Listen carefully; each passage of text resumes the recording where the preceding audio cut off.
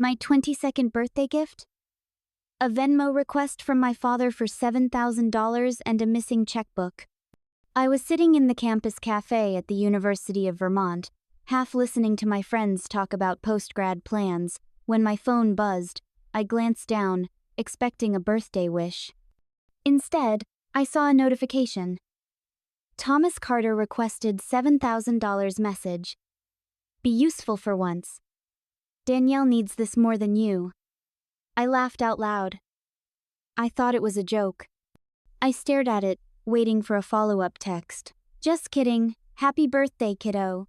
But nothing came. I opened my banking app, heart racing. My account was $2,900 lighter than it had been yesterday. I froze. Something was wrong. Very wrong. I left the cafe without finishing my coffee, rushed back to my dorm, and tore open the drawer where I kept my checkbook, tucked beneath a stack of architecture notes and a half-used sketch pad. Gone. Completely gone. A wave of nausea swept through me. I sat down on the edge of my bed, trying to breathe, but the edges of my vision started to blur. I had been saving for 2-year stips from my bookstore job, leftover scholarship money, even birthday cards from my grandmother with $20 bills folded inside. All of it was meant for my summer internship in Boston. A dream opportunity, a stepping stone, my shot. Now, all I had was a Venmo request and a hole where my savings used to be. I called him father, straight to voicemail. Texted him. What is going on? Did you take my checkbook? A few minutes later, he responded with 5 words that punched harder than any slap could. You live rent-free. It's time. No explanation, no apology, no birthday wish, just that. Then another text. Danielle's financial aid didn't come through. She's your sister. You should help her. It's family. Danielle. My younger sister. The family son. The golden child. She failed out of 2 colleges already, partied her way through community classes, and somehow still ended up with new clothes, a new car, and a new iPhone each time she tried again. And now, I was being told no, expected to fund her next attempt at higher education. On my birthday. There's a specific kind of betrayal that doesn't come with shouting or fists. It comes quietly, disguised as family duty, as if I hadn't already sacrificed enough. I didn't respond. There was nothing left to say. But deep down, something shifted. Something inside me that had been silent for years started to crack open. I didn't know it yet, but this moment, this text, this theft would be the start of something bigger, something irreversible. Not just the end of my patience. The end of pretending. Looking back, I think the saddest part wasn't the Venmo request or the missing checkbook. It was that I wasn't even surprised. Because this wasn't the first time I had been treated like a resource instead of a daughter. It was just the first time I had the receipts to prove it. Growing up, I was never the favorite, not even close. My mother died when I was 10. Cancer. Fast and cruel. For a while, it was just me and Dad, and I remember clinging to those rare evenings when he made spaghetti and let me fall asleep on the couch watching old cartoons. But those moments didn't last. 2 years later, he married Joanne. She wasn't evil, not in the storybook stepmother sense. She didn't yell, she didn't hit, she just didn't see me, or maybe she chose not to. She smiled when others were around, but when it was just the 3 of us, her warmth vanished. Like I was furniture she tolerated because she loved the man who brought it home. Then came Danielle. Half-sister, whole spotlight. From the moment she could walk, she was adored. Every milestone earned applause. Her first soccer game, matching uniforms for the whole family. My high school graduation? Dad left halfway through to beat traffic. On my 18th birthday, I got a generic card with no signature. That same year, Danielle got a surprise trip to Florida for surviving middle school. It wasn't just the big moments that hurt, it was the 1,000 quiet ones that told me I didn't matter as much. When I turned 16, I didn't ask for a car. I applied for a job at a used bookstore on Church Street and started saving. My father joked that it was just like my mother always needing to be independent. I wasn't sure if it was a compliment or a warning. Meanwhile, Danielle got a brand new Jeep the day she passed her driving test in the second try. By the time I got into the University of Vermont, I'd earned 2 scholarships and a campus housing waiver. Dad insisted I live at home to save money. What he didn't say was that he expected me to pay utilities, help cover groceries, and chip in for Danielle's school fees. And I did, because I wanted to be the bigger person, because I told myself that family meant sacrifice. But somewhere along the way, that sacrifice became the expectation. If Danielle's laptop broke, mine was just collecting dust anyway. If her rent was late, I had a little extra from that work-study job, didn't I? No matter how hard I tried to set boundaries, they'd blur again the moment Danielle had a new crisis. And every time I swallowed my frustration, told myself this was temporary, that someday it would pay off. But birthdays tell the truth, don't they? Year after year, mine passed with little more than a reminder to drive Danielle somewhere or help clean the house. No cake, no card. Not even eye contact sometimes. Meanwhile, she had themed parties, family dinners, and gifts she hadn't even asked for. I wasn't bitter, at least not then. I was just tired. Tired of always being the reliable one. The one who didn't need anything. The one they could count on to clean up the mess. Until now. Now they had taken something that wasn't theirs. And this time, I wasn't going to pretend it didn't matter. This time, I was going to matter. The next morning, I skipped my 9 a.m. class. I didn't sleep much anyway.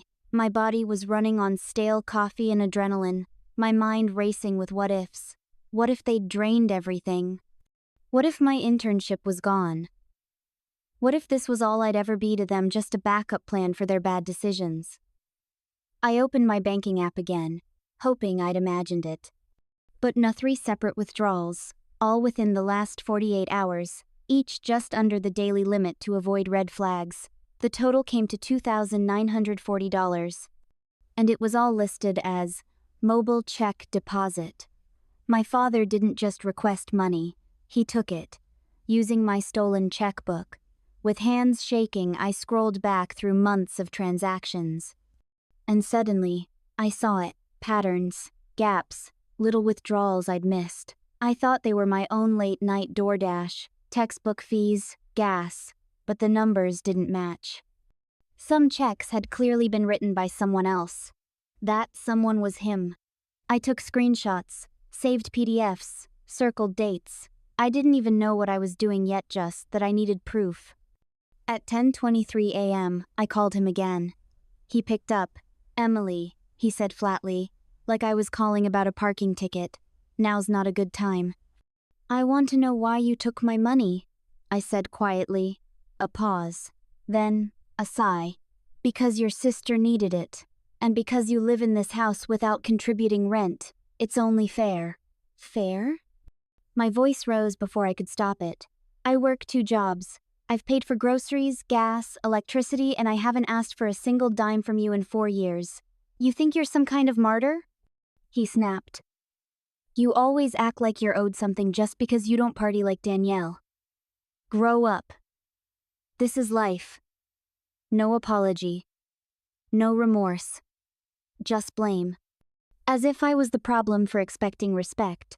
As if being responsible meant I had to fund other people's irresponsibility. "You stole from me," I said, my voice low now.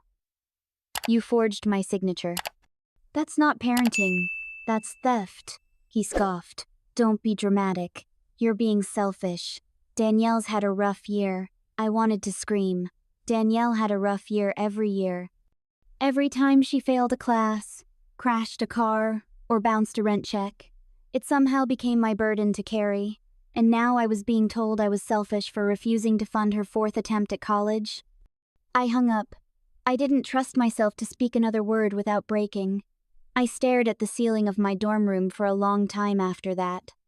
The pale popcorn texture seemed to pulse with every angry heartbeat in my chest. Then I got up and opened the bottom drawer of my desk. Inside was a manila envelope labeled Boston. I kept everything in there. A printed internship offer, reservation receipts for student housing, portfolio drafts, and a timeline I'd created for the summer program.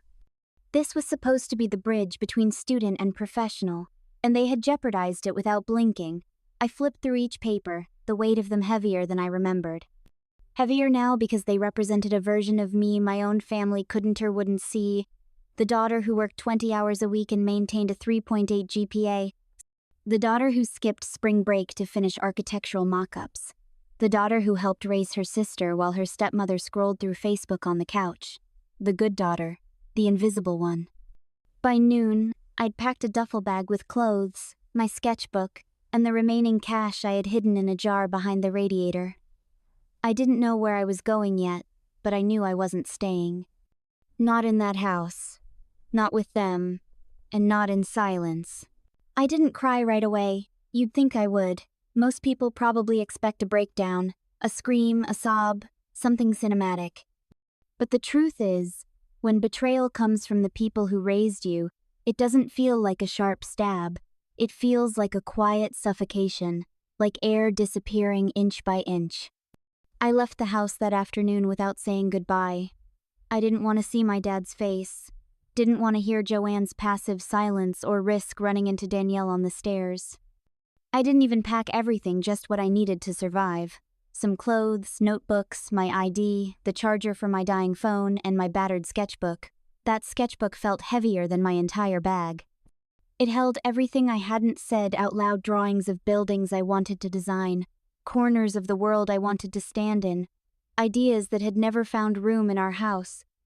I texted Claire, but she was still in class. My other friends either lived in dorms too small to host or were visiting family. Family, that word stung. I ended up at the campus library somewhere. I knew no one would ask questions. The basement reading room was always quiet, too cold, too dim for most students. For me, it felt safe. I curled up in the corner armchair behind the stacks. No one noticed me. No one even looked. For the first time in years, I felt the full weight of it all, of being the one who held it together, of pretending birthdays didn't matter, of saying it's fine when it never was, of giving more than I ever got, and worst of all, I wasn't even angry anymore. I was tired, empty. As if someone had opened a drain inside me and let everything good run out. I thought about Boston, the summer internship, the skyline I'd dreamed of since I was 15. How close I had come just a few months away. But now, with my savings wiped and no backup, it felt like a fantasy slipping through my fingers. At one point, I pulled out my phone and reread the last few messages from my dad. "You live rent-free. Be useful for once. Danielle needs this more than you." Each one felt like a brick on my chest. Each one made me wonder if I had imagined everything. Had I misread the past? Had I been dramatic all along? Number, that part of me, the doubting, self-erasing part, had been trained well. But not this time. Still, knowing I was right didn't make it easier. It didn't make the library floor warmer. It didn't make my pillowless corner any softer. And it didn't make the loneliness any quieter. At 3:17 a.m., I woke with a stiff neck and a sinking heart. A janitor passed by without glancing in my direction. And for a split second, I wondered what would happen if I just stayed invisible forever. I wasn't homeless. Not yet. But I was unanchored, untethered, and utterly, achingly, alone. When morning light broke through the dusty windows, I knew something had to change. Not just in them and me, because surviving wasn't enough anymore. I didn't want to just endure. I wanted to matter. Claire found me the next morning, still curled up in the library chair like I belonged to the furniture. She didn't say anything at first, just handed me a coffee, sat across from me, and waited. After a few minutes, I finally looked up. "I didn't know where else to go," I whispered. "You don't have to explain," she said, her voice steady and kind. "Come to my place." "Stay as long as you need," I nodded, too tired to thank her properly. But that offer, it cracked something open. Not just relief, something stronger, a flicker of dignity. Her apartment wasn't much. 2 bedrooms, hand-me-down furniture, and a cat named Crosby who acted like he owned the lease. But to me, it felt like sanctuary. That night, wrapped in a borrowed blanket, I stared at the ceiling of Claire's spare room and thought, they can't take any more from me unless I let them, and I wasn't going to let them. The next morning, I pulled out my laptop. I opened my bank records, my emails. I opened the folder labeled Boston and then another called Home, where I kept old scans check copies, rent receipts, utility bills I'd paid in my name since I was 18. I started combing through every trace of evidence. I wasn't even sure what I was building, just that it had to be built. Claire walked in with a bowl of cereal and froze when she saw my screen. "Are you filing a complaint?" "I'm building a case," I said. She sat down beside me. "Good." We worked late into the night. Claire's friend Marcus, a third-year law student interning with a legal aid nonprofit, came by with his laptop and a stack of highlighters. He helped me organize the files, taught me how to structure a financial abuse record, and explained which sections mattered most if I wanted to escalate it to civil court. "Even if you don't sue," Marcus said, "this is about reclaiming narrative. You've been silenced. This folder? This is your voice." I stared at the growing document. Screenshots of bank withdrawals I never made, check copies with mismatched handwriting, a tally of utilities I paid while Danielle lived expense-free. And at the top of the folder, in bold print, I typed the title, "Your Golden Child's Tuition, at my expense." Claire looked at me with wide eyes. "Are you going to send this to them?" I shook my head. "Worse. I'm going to leave it on the kitchen table." We made a plan. 2 days later, I returned home around 11:30 p.m. The house was dark. Danielle's car was gone. Joanne's porch light was off. I still had my key. Every step inside felt unreal. The same walls I grew up in. The same dusty hallway. But I didn't feel like their daughter anymore. I felt like a witness to my own erasure. My room was half-rated, drawers open, a few of my things missing. I didn't bother looking for them. I went straight to the kitchen. Placed the folder neatly at the center of the table. Then pulled a pen from my bag and scribbled a single note. "This is what I've carried. From now on, I carry only what's mine." I grabbed the last of my clothes, old sketches, a photo of Mom from when I was little, and left. No drama, no confrontation, just truth.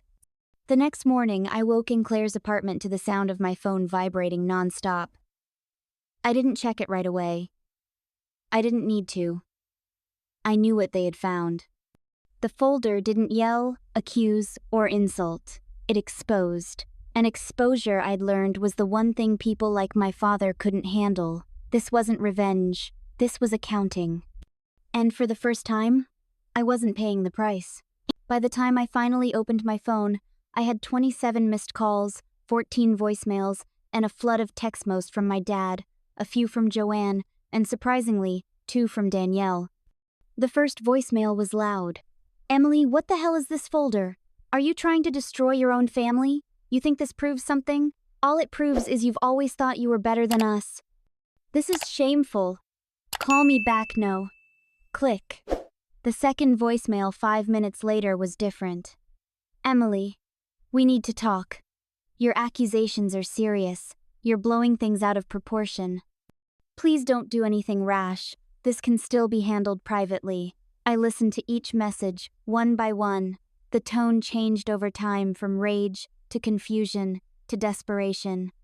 My father's voice, usually so sharp and in control, began to sound scared. I didn't reply. Not yet. Around noon, Claire came home from class with takeout and news. "Danielle posted something weird on her story," she said, handing me a drink, a black screen, just the words, "So much I didn't know." It didn't say my name, but it didn't have to. That afternoon, my grandmother Margaret Carter called. We hadn't spoken in months. She wasn't the warmest woman, but she'd always sent a card on my birthday, sometimes with a crisp $10 bill and a handwritten line. "Proud of you. Keep going," I answered on the third ring. "Emily," she said, her voice unusually stern. I read the folder. I froze. "How did you—" "I went to the house." Thomas was pacing like a fool. Joanne was crying into a coffee mug. I asked to see what they were so upset about. He told me not to worry, so I waited until he left the room and read it myself.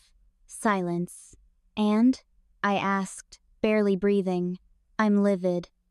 That I did not expect. I trusted your father with too much, she continued. But what he did to you? To your trust fund? That's not just cruel, it may be criminal. Your mother left that money for your education. He had no right. I hadn't known that part. My throat tightened. I've already called the family attorney, Grandma said, now fully in command. We're freezing all remaining assets. You'll have independent access to your educational fund by next week, and your father will no longer be managing anyone's finances. Not yours, not Danielle's. I sat down on the couch, stunned.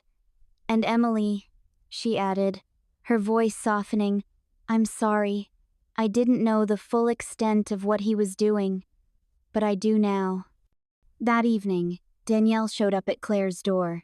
No makeup, sweatshirt, eyes swollen. I didn't know, she said the second I opened the door. I swear, Emily, I didn't know. I hesitated but stepped aside to let her in.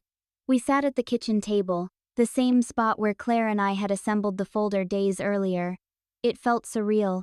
Dad told me you were just bitter. That you hated me. That you didn't want to help because you were selfish, Danielle said. I believed him. Every time. And what changed? I asked. She pulled out a folder. Not mine. Hers. After your note, I started looking through Mom's old files, she said. Bank stuff, tuition records, emails. There were transfers from your account, bills in your name. I found the deposit from the sale of your laptop. My jaw clenched. You weren't lying, she said. I mean, I didn't think you were, but I didn't know how much I didn't see. I looked at her for a long time, the sister who had once borrowed my clothes without asking, who had gotten a car while I was patching together bus schedules, the one I resented for so long. And for the first time, I didn't see an entitled brat. I saw someone lied to just like me. I'm not asking you to forgive them, she said, but maybe we can figure out what to do next, together.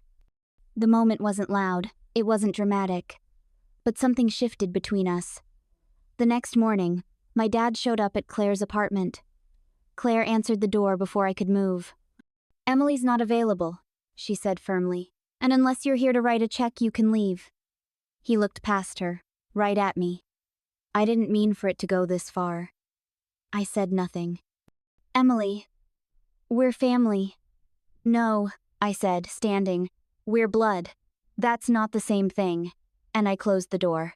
A year later, I stood in the kitchen of my new apartment, frosting a cake I'd made from scratch.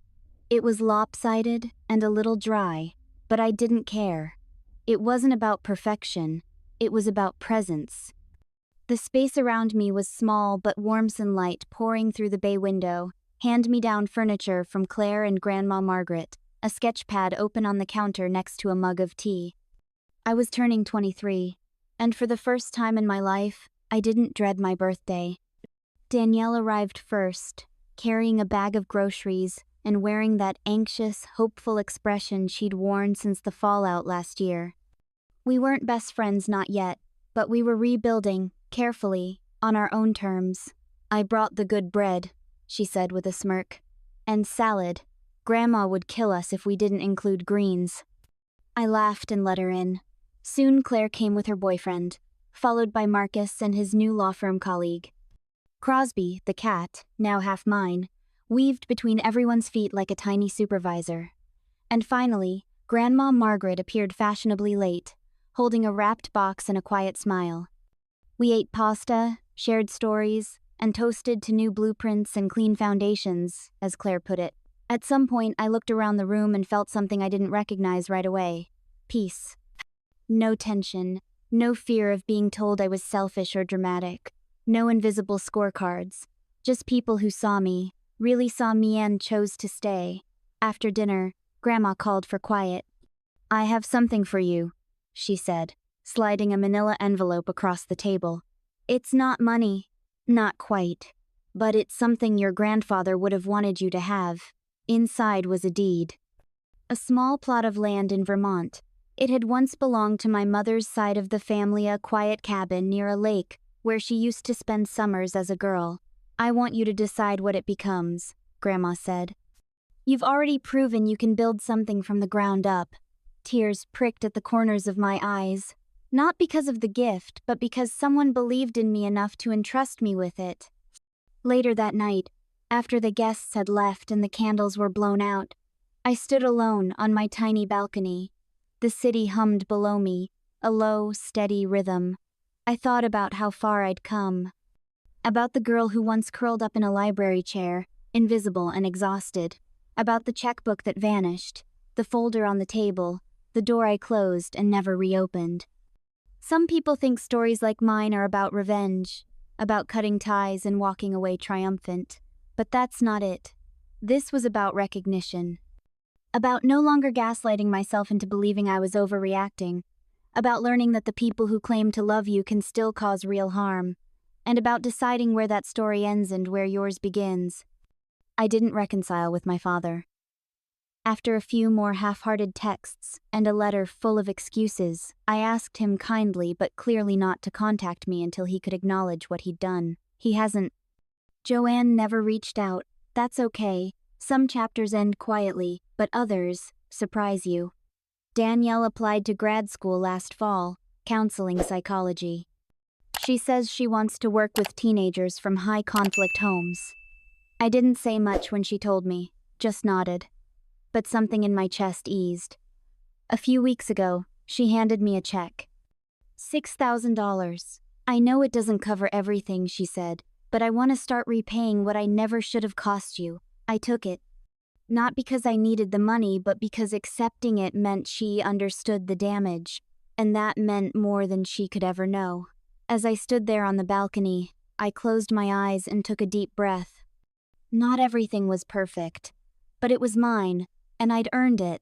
If this story made you pause, if it reminded you of your own quiet strength, the moments you stayed silent when you should have spoken, or the time you finally chose yourself over being used, then don't let it end here. Drop your story in the comments. Someone out there might need your words to find their voice. What would you have done if you were Emily? Would you have stayed quieter, walked away? And if you believe in inspiring stories that bring justice, healing, and truth to light, hit that like button, subscribe, and turn on notifications, because every week, we share inspiring stories that don't just entertain, they set people free. Thank you for being here. See you in the next one.